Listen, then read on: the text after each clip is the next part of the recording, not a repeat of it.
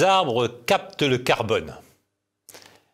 La reforestation, la plantation d'arbres font donc partie des éléments fondamentaux de lutte contre le changement climatique et font l'objet de vastes plans dits de compensation carbone qui permettraient notamment aux pétroliers, qui permettraient aux compagnies aériennes, aux fabricants d'avions, en quelque sorte de compenser les effets négatifs de leurs produits ou de leur activité sur le climat. Simplement, il vaut la peine d'y regarder un peu plus près. C'est ce qu'ont fait les localistes en s'intéressant notamment aux travaux remarquables d'une association environnementale qui s'appelle Canopée. Pour les localistes, s'il y a bien un problème global de dérèglement climatique ou de changement climatique, il n'y a pas de réponse globale, tout simplement parce que deux écosystèmes ne sont jamais les mêmes. Et la réponse de deux écosystèmes au changement climatique ne sera jamais identique, ce qui appelle donc des réponses différentes. C'est ce qui se vérifie dans le cadre du constat que l'on peut faire à propos du plan 1 milliard d'arbres tel qu'il a été présenté en France. Ce projet 1 milliard d'arbres, il se traduit très concrètement par le fait qu'il est possible de couper à ras des forêts, sous prétexte que 20% des arbres sont malades ou sont morts. On coupe donc des forêts existantes en vendant le bois au prix actuel, c'est-à-dire un prix élevé, et on replante généralement en monoculture, généralement en pin de Douglas, alors que l'on avait auparavant des forêts diversifiées, beaucoup plus résistantes aux aléas climatiques. Le résultat, il est connu.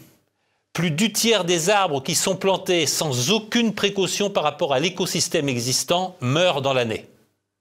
Ils meurent parce que les coupes à ras n'ont pas laissé l'ensemble de tissus de plantation, de végétaux, d'arbustes, de buissons d'hiver qui protègent les jeunes arbres et leur fournit un écosystème favorable à leur développement.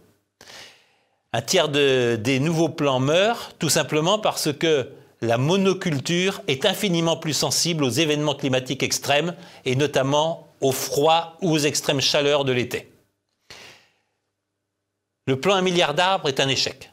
Mais c'est en même temps une escroquerie financière. C'est une escroquerie financière qui a permis à quelques intérêts bien avisés de vendre du bois de grande qualité, du chêne, du hêtre, etc. au prix actuel, en replantant des arbres à très faible prix et en bénéficiant des soi-disant crédits attribués au titre de la compensation carbone. C'est un excellent moyen de se faire une bonne conscience pour les producteurs d'énergie fossile, pour les avionneurs, pour les compagnies aériennes.